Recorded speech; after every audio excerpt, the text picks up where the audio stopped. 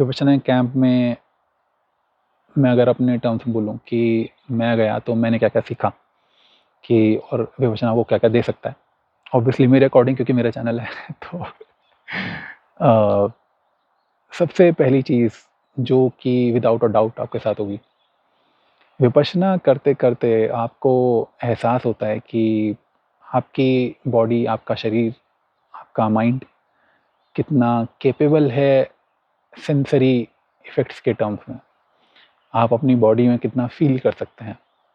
आपको लिटरली एक तरीके से आप अपने आप को ऑब्ज़र्व ही कर रहे होते हैं विपश्यना में। तो वो जब आप कर रहे होते हैं, तो विपश्यना एक होता है कि सेल्फ ऑब्ज़र्वेशन ऑन स्टेरॉइड्स एक तरीके से। तो अ, वो चीज़ विपश्यना से ज़्यादा मैंने कहीं नहीं देखी। 3-4 मेडिटेशन टेक्निक मैं देख चुका हूँ और ये चीज़ अकेली आपकी पेन टॉलरेंस, आपका कंसंट्रेशन आपको बहुत अच्छे से आपको हेल्प कर सकता है इस चीज़ में।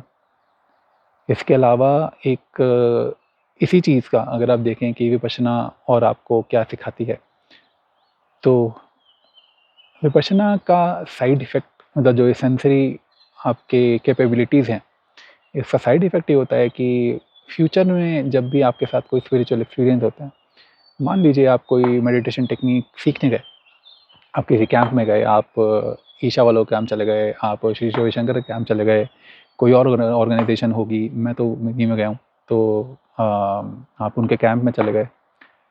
तो अ, अब होता क्या है कि हर मेडिटेशन का, हर योग क्रिया का एक अपना फंक्शन होता है और वो फंक्शन आपके साथ हुआ। मान लीजिए आपको जैसे मैं अगर शांभवी महामुद्रा में जब मैं ईशा वालों के कोर्स में गया था पहली बार, तो मेरे को हाथों पे अजीब-अजीब से सेंसेशन हुए थे यहाँ पर। तो वो चीज़ें विपश्यना के बाद आपको उतनी एबनॉर्मल नहीं लगती।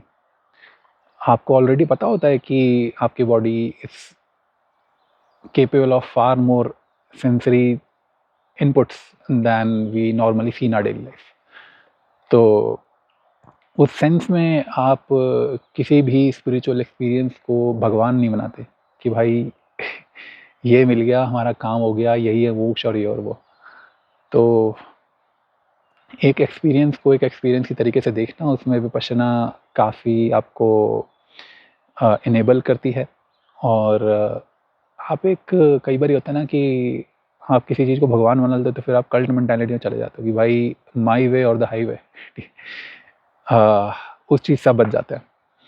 तो विपश्यना उस मामले में काफ़ी सही चीज़ है कि आपको पता होता है ऑलरेडी कि आपकी कैपेबिलिटीज़ एक्चुअल में क्या हैं और अगर कोई योग क्रिया आपको उसके बियॉन्ड भी चीज़ें फ़ील करा रही है, तो फिर आपको वो भी पता होता है कि हाँ भाई, ये मेरे नॉर्मल फिज़िकल लिमिट्स हैं और इसके बियॉन्ड अगर कुछ जा रहा है तो इसमें कुछ ख़ास है।